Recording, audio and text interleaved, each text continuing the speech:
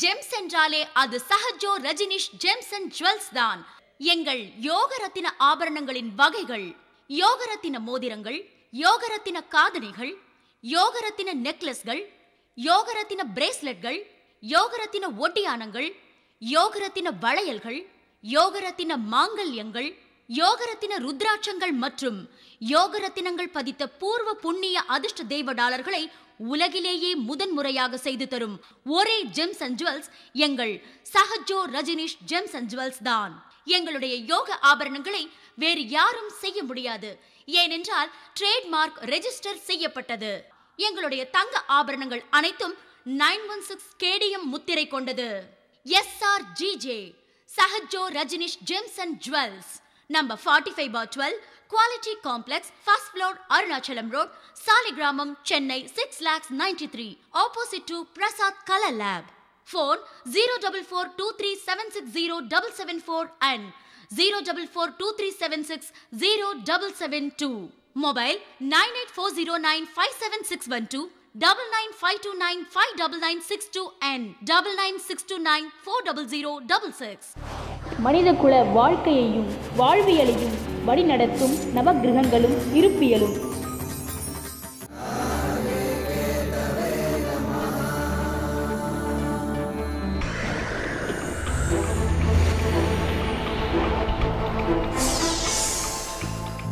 பிரபஞ்ச ரகசியம் உன்னையே நீ அறிவாய் உனது ஜாதகத்தின் வாயிலாக.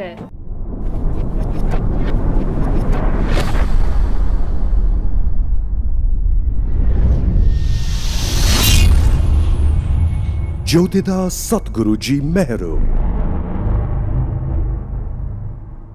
enlightened mystic through his own birth horoscope, an alchemist of astrology, for the first time in this world is transforming an individual through one's birth horoscope to a state of nirvana in this existence. Founder Sri Maha Mehru Jyotida Dhyanalayam, Trust Registered. Join his astrology therapy classes and attain bliss. உங்கள் ஜாதக வெற்றி அடைவது எப்படி? உங்கள் சுய ஜனன ஜாதகத்திற்குள் மறைந்திருந்து செயலாற்றும் இறை சக்தியை காலப்பாதைக்குள் நுழைந்து அறிந்து தெரிந்து கொள்ள வேண்டும். அப்போதுதான் உங்களுக்கு வெற்றி கிட்டும். இது எப்படி என்றால், உங்கள் பசிக்கு வேறொருவர் உணவருந்தினால் உங்கள் பசி தீராது என்பதைப் போல உங்கள் ஆன்மீக இறையொருள் பசியானாலும் சரி, உங்கள் வாழ்க்கைக்கு தேவையான பொருளாதார பசியானாலும் சரி, நீங்களே தேடி கண்டடைய வேண்டி உள்ளது. இதுதான் ஒரே வழி. காரணம், இது உங்கள் வயிற்றின் பசி. ஏதோ ஒரு ஜோதிடர் ஒரு நாள் உங்கள் ஜாதகத்துக்கு பலன் சொல்லி பலிப்பதென்பது அன்னதானத்தை போல, என்றாவது ஒரு நாள் கிடைப்பது போல. ஆனால் உங்கள் வாழ்நாள் முழுமைக்குமான பசிக்கும் சரி, உங்கள் எதிர்கால ஆசைகள் தொடர்பான பசி நிறைவேறுமா நிறைவேறாதா என்பதற்கு நீங்களே உங்கள் ஜனன ஜாதகத்தின் மூலம் அறிந்து புரிந்து செயலாற்றி வெற்றி பெற வேண்டும். அதற்கு நான் உங்களுக்கு ஒரு விளக்காக துணை புரிவேன், காலப்பாதை வாயிலாக என்றென்றும். உங்கள் வாழ்க்கையில் விடை காண முடியாத கேள்விகளுக்கு விடை சொல்ல வருகிறார் The one and only hat-trick success astrologer in India. ஜோதிட சத்குருஜி மெஹரு தன் சுய ஜாதகத்தின் மூலம் விழிப்புணர்வு பெற்ற ஒரு மறைபொருள் ஞானி. நீ யார் என்பதை அறிந்து கொள்ளவும், உனது கடந்த கால தவறுகளை நிகழ்காலத்தில் திருத்திக் கொண்டு எதிர்காலத்தில் உனது ஜாதக யோகங்களை கை நழுவ விடாமல் வெற்றி பெறுவதற்கு உதவும் ஒரு வாயில் கதவுதான் காலத்தை குறிகாட்டும் காலப்பாதை. காணத் தவறாதீர்கள். பிரதி வெள்ளிக்கிழமையும் காலப்பாதை முடிவில்லா தொடர் ஜோதிட சத்குருஜி மெஹரு சேனலில். எங்கள் அனைத்து பதிவுகளையும் நீங்கள் உடனுக்குடன் காண இப்பொழுதே சப்ஸ்கிரைப் செய்து கொள்ளுங்கள் ஜோதிட சத்குருஜி மெஹரு சேனலை. ஜோதிட சத்குருஜி மெஹரு சேனலை சப்ஸ்கிரைப் செஞ்சவங்க சேனலில் ரெகுலர் அப்டேட்ஸ்களை உடனே பெற உடனே இந்த பெல் சிம்பலை கிளிக் பண்ணுங்க. வணக்கம் என் உலகளாவிய ஜோதிட அன்பர்களே, அன்பிகளே. 5ஆம் பாவத்தின் மூலமாக இந்த சமூகவியலுக்கு பயன்படக்கூடிய அடுத்த விஷயங்களை சொல்ல போகின்றேன். அது புராணம், வித்யா பிரசங்கம், யோகாபியாசம், நட்பு, ஆரோக்கியம், அன்னதானம். புராணம் என்பது என்னவென்றால் பூர்வ மிகவும் பழமையானது என்று அர்த்தம். கல் தோன்றா மண் தோன்றா காலத்திற்கு முன்னும் தோன்றிய உயிர்களை பற்றி பேசுவது புராணம். புராணம் வித்யா பிரசங்கம். வித்யா என்றால் கல்வி. கல்வியின் கடவுள் சரஸ்வதியாக இந்துக்கள் கொள்கிறார்கள். ஆக electron, neutron, proton, Brahma, Vishnu, Sivan.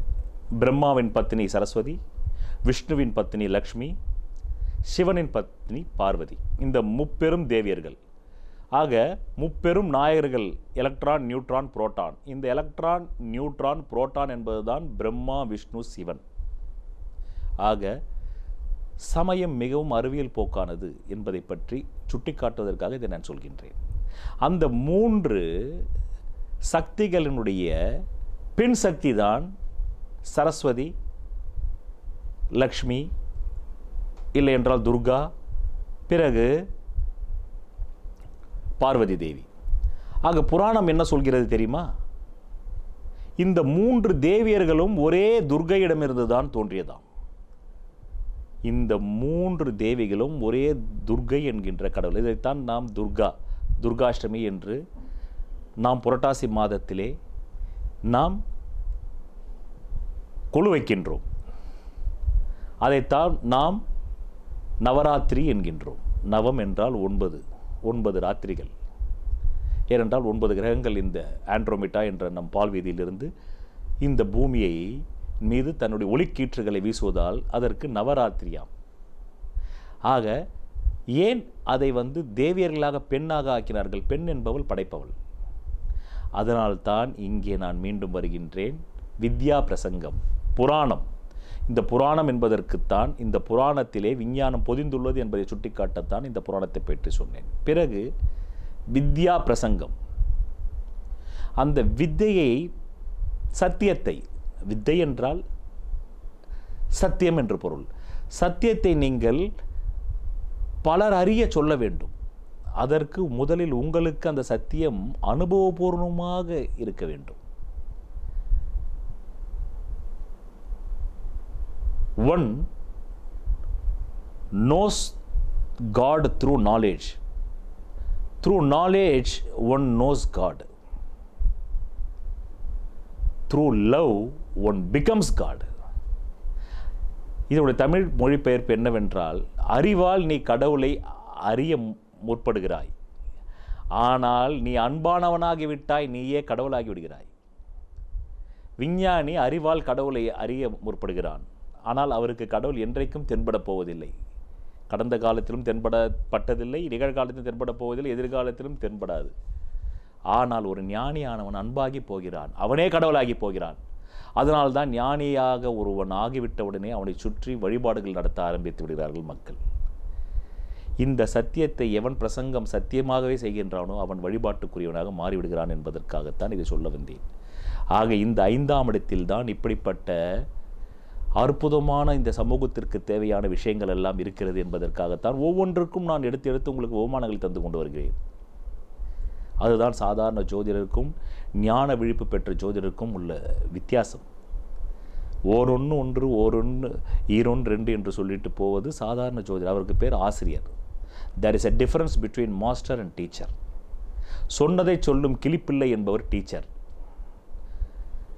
புரியாததை புரிய வைப்பவர் குரு, விளங்க முடியாததை விளக்க வருபவர் குரு. அதனால்தான் வித்யா பிரசங்கம் என்றார்கள். சமஸ்கிருதம் மிக அற்புதம். இந்த வித்யா பிரசங்கம் என்பது சமஸ்கிருத வார்த்தை. வித்யா என்பதே சமஸ்கிருத வார்த்தை. ஏன் சமஸ்கிருதத்தை தேவ பாஷை என்றார்கள் தெரியுமா? அந்த சமஸ்கிருதத்திற்கு சப்தங்களின் மீது தான் அதற்கு முக்கியத்துவமே தவிர எழுத்துக்களின் மீது அதற்கு முக்கியத்துவம் இல்லை. வித்யா பிரசங்கம் என்ற வார்த்தை மிக அழகான வார்த்தை. கல்வி அறிவு என்பது மிகவும் சாதாரண தாழ்ந்த வார்த்தை. கல்வி அறிவு அவ்வளோதான். பல புத்தகங்களை கற்றால் கல்வி வரும். பல புத்தகங்களை கற்பதால் அவனுக்கு அறிவு தான் அது கல்வி அறிவு. அது ஒரு ரோபோ கூட செய்துவிடும். 1000 புத்தகங்களை ரோபோ மனப்பாடம் செய்யும். மனிதனால் செய்யவே முடியாது. அது கரெக்டாக இந்த 1000வது புத்தகத்தில் 90வது பக்கத்தில் என்ன இருக்கிறது என்பதை ரோபோ சொல்லிவிடும். ஆனால் வித்யா பிரசங்கம் என்பது அப்படி அல்ல. தான் அனுபவத்தை ஷேர் செய்து கொள்வது, பகிர்ந்து கொள்வது, அங்கு எந்த ஆணவமும் இருப்பதில்லை.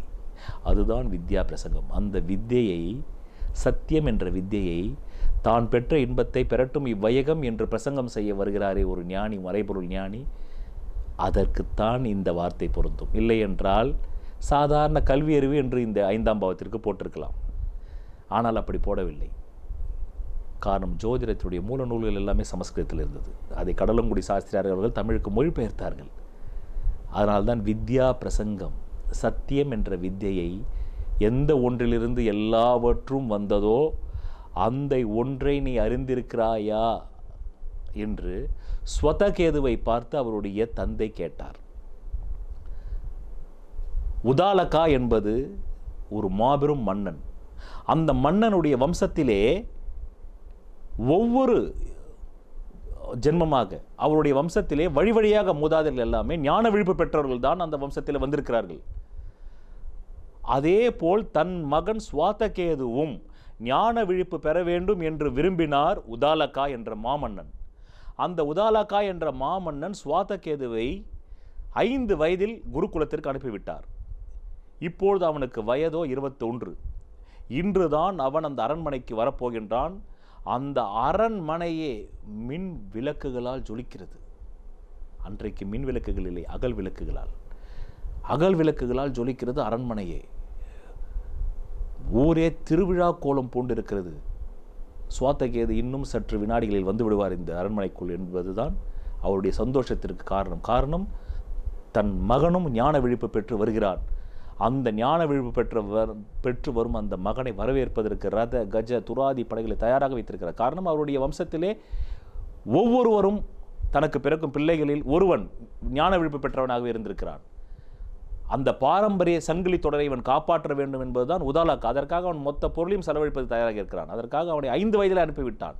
பாசம் கூட முக்கியமில்லை, அவன் ஞான விழிப்பு பெற வேண்டும் என்று. இப்போது ஸ்வாதகேது வந்தவுடன் அவனை வீட்டுக்குள் கூட அவர் உபசரிக்கவில்லை. வாயில் படியிலே நின்று கேட்டார், ஸ்வாதகேது, நீ அந்த ஒன்றை கற்று வந்திருக்கிறாயா? அப்பா, நான் அந்த ஒன்றை அல்லப்பா, நான் எல்லாவற்றையும் கற்று வந்திருக்கிறேன். எனக்கு என்னுடைய குருநாதர் வில்வித்தை கற்றுக் கொடுத்தார், கத்தி சண்டை கற்றுக் கொடுத்தார், மல்யுத்தம் கற்றுக் கொடுத்தார், வானசாஸ்திரத்தை கற்றுக் கொடுத்தார். எனக்கு இப்போது ஜோதிடம் தெரியும், நவகிரகங்கள் தெரியும், 27 நட்சத்திரங்கள் தெரியும், 9 கிரகங்கள் தெரியும், 360 டிகிரிகள் தெரியும். தெரியுமா உங்களுக்கு? அஸ்வினி முதல் ரேவதி வரை நட்சத்திரங்கள் பெயர்களை மனப்பாடம் செய்வேன்.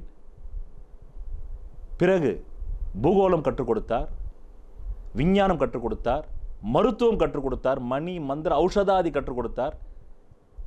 காட்டில் விலங்குகள் நம்மை தாக்கினால் எப்படி நாம் தற்காத்து கொள்ள வேண்டும் என்றது கற்றுக் கொடுத்தார். ஒரு நாட்டை நிர்வகிப்பதற்கு என்னென்ன வேண்டும் என்ற சகலத்தையும் கற்றுக் கொடுத்தார் என்றார். உடனே தந்தை, மகனே, நான் அதற்காகவா உன்னை அனுப்பினேன்?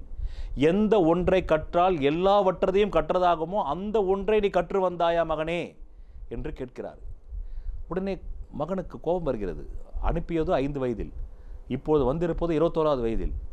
வீட்டுக்கு கூப்பிட்டு ஒரு கிளாஸ் தண்ணியை கூட தராமல் இந்த மனிதர் இப்படி நம்மளை வைத்துக்கொண்டு, நான் இவ்வளவு கற்று வந்திருக்கிறேன், இவர் மீண்டும் மீண்டும் எனக்கு புரியாத பாஷையில் பேசிக் கொண்டிருக்கிறார்.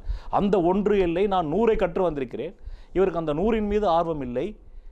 வில்வித்தை, சண்டை பயிற்சி, மருத்துவம், விஞ்ஞானம், வானசாஸ்திரம், ஜோதிடம், இப்படி எல்லாவற்றையும் கற்று வந்து விட்டேன். பிறகு மகனுக்கு கோபம் இருந்தாலும், அப்பா ஏதோ ஒரு பேருண்மை சுட்டி காட்ட வருகிறார், அது நம்முடைய மண்டைக்குத்தான், மரமண்டைக்குத்தான் புரியவில்லை என்பது ஒரு உணர்வுக்கு வருகிறார். பிறகு தாழ்ந்த குரலில் ஸ்வாதகேது தன் தகப்பனிடம் சொல்கிறார், மாமனிடம், அப்பா, தயவுசெய்து நீங்கள் ஏதோ ஒரு பெரிய உண்மையை சுட்டி காட்ட வருகிறீர்கள் என்றது புரிகிறது, எனக்கு விளங்கும்படி தயவுசெய்து சொல்லுங்கள் அப்பா. மகனே, எந்த ஒன்றை நீ கற்றால் இந்த உலகத்தில் உள்ள சகலத்தையும் கற்றதாகுமோ அந்த ஒன்றை கற்று வந்தாயா? இப்போது எனக்கு கொஞ்சம் புரிகிறதப்பா, இன்னும் எனக்கு கொஞ்சம் தயவுசெய்து புரிய வையுங்கள். உடனே தந்தை சொல்கிறார், அங்கு ஒரு பெரிய மரம் இருக்கிறது, அந்த மரத்திலிருந்து விழுந்த அந்த விதைகள் எல்லாம் கீழே தூவி இருக்கிறது. மகனே, அந்த விதையை எடுத்து வா. அந்த விதை இவ்வளவுதான் இருக்கிறது. அந்த விதையை, இந்த விதையிலிருந்து தான் இவ்வளவு பெரிய ராட்சச மரம் வந்தது என்பதை நீ நம்புகிறாயா என்று கேட்டார். ஆமாம், அதுதானே விஞ்ஞானம் அப்பா. ஒரு விதை அவ்வளவுதான் இருக்கும், நுண்ணிய பொருள். மிஞ்சி போனாக்க 2 கிராம் இருக்கணுமா, இல்லை ஒரு 5 கிராம் இருக்கும், 10 கிராம்னு வச்சுக்கிங்க, அவ்வளோதான். அது கூட இருக்காது, 5 கிராம் தான் இருக்கும். இந்த 5 கிராமில் இருந்தா இந்த 100 கிலோ எடையுள்ள மரம் உருவானதாக நீ நம்புகிறாயா? அதுதானே விஞ்ஞானம். இதை நம்புவதற்கு என்ன இருக்கிறது? அதுதானே யதார்த்தம். அப்படி என்றால் அந்த விதையை உடனே சோதகேது உடைக்கிறான். இதற்குள் என்ன இருக்கிறது? 100 கிலோ எடை அதற்குள் இருக்கிறதா? இல்லை. ஆக 100 கிலோ எடை இல்லாத இந்த விதைக்குள் ஒன்றுமற்ற தன்மை இருக்கிறது. அதிலிருந்து தானே இந்த முழு மரமும் வந்திருக்கிறது. அதைத்தான் நான் எந்த ஒன்றை கற்றால் எல்லாவற்றையும் கற்றதாகுமோ அந்த ஒன்றை கற்று வந்தாயா என்று கேட்கிறேன் என்றார். இப்போது அவனுக்கு புரிந்தும் புரியாமலும் இருந்தது. தகப்பனார் மிகப்பெரிய விஷயத்தை பற்றி பேசிக் கொண்டிருக்கிறார். ஆக புரிந்தது, அப்பா எனக்கு அந்த ஒன்றை எனக்கு அந்த குரு கற்றுத்தரவே இல்லை. ஐயோ மகனே, வாழ்க்கையில் நீ 16 ஆண்டுகளை வீணாக்கி விட்டாயே. சரி, உடனடியாக போ, நான் ஒரு கடிதம் தருகிறேன், அதை கொண்டு போய் உன் குருவிடம் காட்டு. ஏனென்றால் அந்த காலத்தில் குருவிடம் சீடர்கள் பேச முடியாது. அது மன்னனின் மகனாக இருந்தால் கூட அவர்களுக்கென்று பணிவாகத்தான் அவரிடம் எதுவும் கேட்க வேண்டும். இப்போது கேட்பதை போல் இப்போது ஒரு மாணவன் போய் இப்போது இருப்பதெல்லாம் குருவே இல்லை, அது வேறு விஷயம். இப்போதெல்லாம் ஆசிரியர்கள் தான் இருக்கிறார்கள். அப்போதெல்லாம் குரு என்றால் மாதா பிதா குரு தெய்வம். மாதாவுக்கும் பிதாவுக்கும் அடுத்தது தெய்வத்தையே அறிமுகப்படுத்துவர் குரு. குருவுக்கு அடுத்தது தான் தெய்வத்தையே கொண்டு வந்தார்கள். அந்த நாள் அவர்களுக்கு அவ்வளோ மரியாதை இருந்தது. உடனடியாக திருப்பி அனுப்பப்பட்டான் சோதகேது. உடனே நீ வீட்டுக்குள் நான் உன்னை சேர்க்க மாட்டேன். நீ எடுத்து வைக்கும் முதல் காலடியே இந்த அரண்மனைக்குள் நீ ஞான விழிப்பு பெற்ற பிறகுதான் எடுத்து வைக்க முடியும். அப்படித்தான் என் மூதாதையர்கள் எல்லோரும் எடுத்து வைத்திருக்கிறார் என் வம்சத்திலே. நான் அந்த சங்கிலி தொடர்பை அறுக்க விரும்பவில்லை. நீ போ உடனே உன் குருவிடம் என்று அந்த மாலை பொழுதே திறத்தி விட்டார். அதனால் இவன் மீண்டும் மாலை பொழுதில் அங்கிருந்து காட்டிற்கு செல்கிறான்.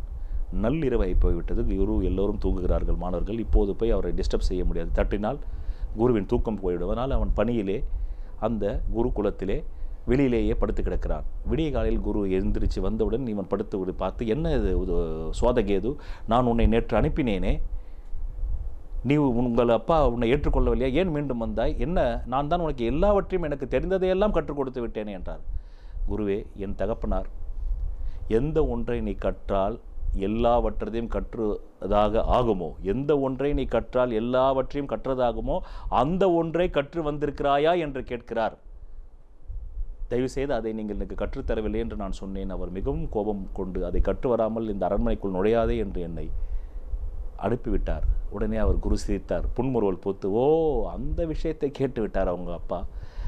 அது நீயாகத்தான் கற்றுக்கொள்ள முடியும், யாரும் உனக்கு கற்றுத்தர முடியாது. ஆனால் நான் உனக்கு அதற்கான ஒரு சூழலை நான் ஏற்படுத்துவேன் என்று அவர் என்ன செய்தார், ஒரு 500 பசு மாடுகளையும் ஒரு 500 காளை மாடுகளையும் அவரிடம் கொடுத்து, இதை நீ இனிமேல் நீயே போஷிக்க வேண்டும், இதற்கு நீயே பணிவிடைகள் செய்ய வேண்டும்.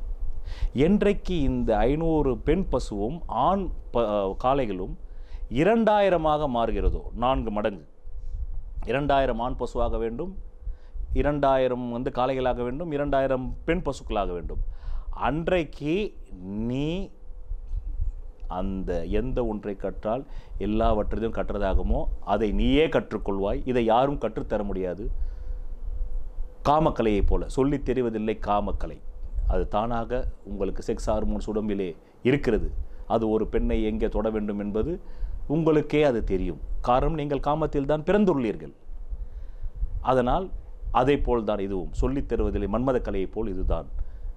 அந்த எந்த ஒன்றை கற்றால் நீ எல்லாவற்றையும் கற்றதாகுமோ அந்த ஒன்றை கற்றுக்கொள்வதற்கு நான் ஒரு சூழலை ஏற்படுத்துகிறேன். அந்த சூழல் தான் 500 பெண் பசுக்களும் 500 காளைகளும்.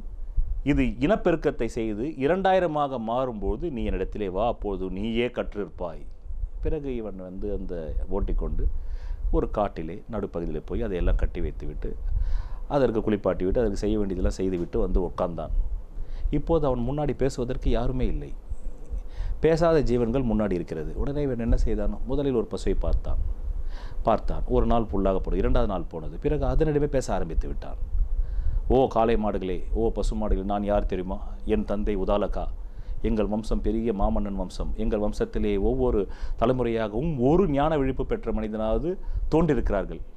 நானும் ஞான விழிப்பு பெற வேண்டும் என்றுதான் என் தந்தை என்னை 5 வயதில் அனுப்பி வைத்தார். ஆனால் நான் எல்லாவற்றையும் கற்றேன். ஆனால் எந்த ஒன்றை கற்றால் எல்லாவற்றையும் கற்க முடியுமோ அந்த ஒன்றை நான் கற்று வரதால் மீண்டும் என் தந்தை அனுப்பினார். இப்போது என் குரு உங்களை அனுப்பியிருக்கிறார். நீங்கள் 2000 பெருக்கமாகும்போது நானே கற்றுக்கொள்வேன் என்று கூறியிருக்கிறார். இப்படி முதல் நாள் பேசினான். அடுத்த நாள், ஓ பசுமாடுகளே, எனக்கு என்னென்ன வித்தை தெரியும் என்று சொல்கின்றேன். எனக்கு வானசாஸ்திரம் தெரியும், ஜோதிடம் தெரியும், 27 நட்சத்திரம் தெரியும், 9 கிரகம் தெரியும், 12 ராசிகள் தெரியும், 360 டிகிரிகள் தெரியும். பிறகு அது பே பே மேன்றது. பிறகு 2000 பசுக்கள் ஆனதையே இவன் மறந்து விட்டான். பிறகு பசு பேசியது. சுவாதகேது, இப்போது நேரம் வந்துவிட்டது. நாங்கள் 2000 இனப்பெருக்கமாகிவிட்டோம். பெண் பசுக்கள் 2000 ஆகிவிட்டது, அங்கே ஆணும் ஆகிவிட்டது, இனப்பெருக்கம். இப்போது நாம் குருவை போய் சந்திக்க வேண்டும். இதுதான் உனக்கு அவர் கொடுத்து அனுப்பிய கட்டளை. இப்படி கட்டளையை மறந்து கொண்டு நீ இருக்கிறாயே என்றவுடன் அவன் உடனே திரும்பி பார்த்து ஆமாம் ஆமாம் செல்வம் வாங்கல் என்று குருகுலத்தை நோக்கி பயணமானான். உடனடியாக அங்கே குருகுலத்தில் வேலை செய்ய சீடர்கள் எல்லாம் தூரத்தில் 2000 பசுமாடுகள் 2000 காளைகளோடு சுவாதகேது வந்து கொண்டிருக்கிறான். குருவே வாருங்கள் வாருங்கள், அதிசயம் நிகழ்ந்து விட்டது, அவன் 2000 பசுக்களாக இனப்பெருக்கம் செய்து விட்டான், வாங்கள், உங்கள் கட்டளை நிறைவேற்றி விட்டான் என்றவுடன் பிறகு குரு வெளியே வந்தார். அவர் பார்த்தார், எங்கே நான் 2000 ஆண் காளைகளையும் 2000 பெண் பசுக்களையும் பார்க்கவில்லையே, 4001 மாடுகளை அல்லவா பார்க்கின்றேன் என்றார். அவன் மாடுகளோடு இருந்து மாடாக ஆகிவிட்டான். ஆக எந்த ஒன்றை கற்றால் எல்லாவற்றையும் கற்றதாகுமோ அந்த ஒன்றை அவன் கற்றுவிட்டான். அதுதான் சுத்த மௌனம். தெய்வத்தின் மொழி மௌன மொழி, சத்தியத்தின் மொழி மௌன மொழி, தியானத்தின் மொழி மௌன மொழி.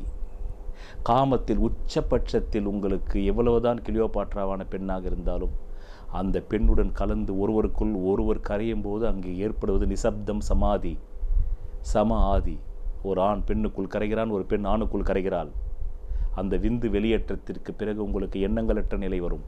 அதுதான் எந்த ஒன்றை கற்றதா நீ எல்லாவற்றையும் கற்றதாகுமோ அந்த ஒன்றை கற்று வந்திருக்கிறாயா என்று உதாலாக்கா கேட்டது. இப்போது அவன் மாடுகளோடு மாடுகளாகிவிட்டான். அவன் மனிதன் என்பதையே மறந்து விட்டான். காமத்தின் உச்ச பரவச இன்பத்தை போல அவன் தன்னை மறந்த நிலைதான்.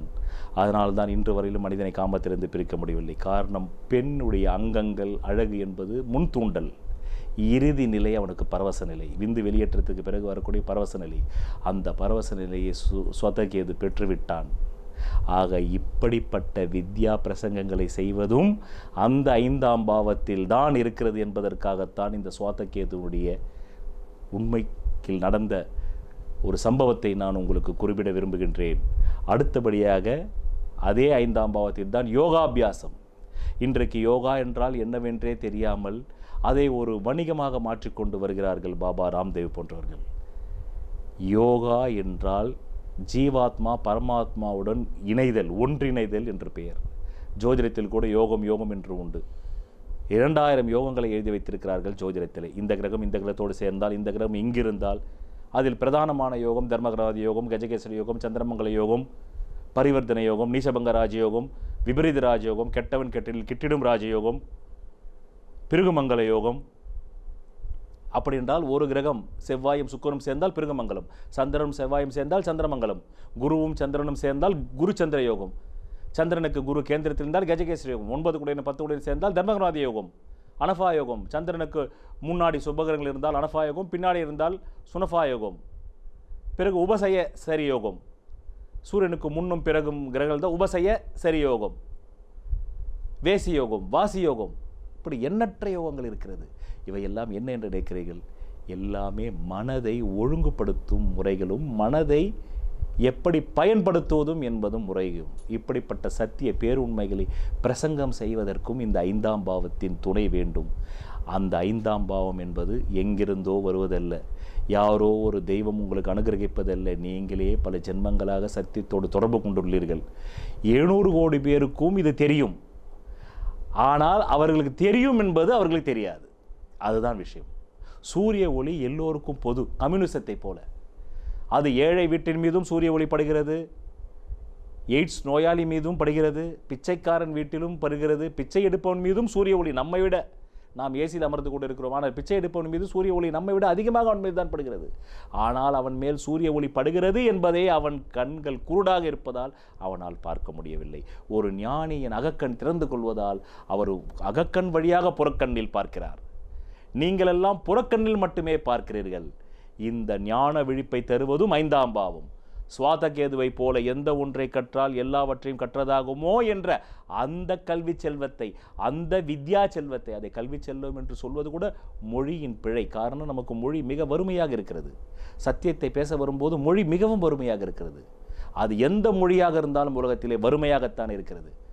சத்தியத்தை பேசும்போது தமிழ் மொழியாகட்டும், சமஸ்கிருதம் கிட்டத்தட்ட சத்தியத்திற்கு நெருங்கி வருகிறதே தவிர சமஸ்கிருதத்தால் கூட சில சத்தியங்களை சொல்ல முடியாமல் தவிக்கிறது.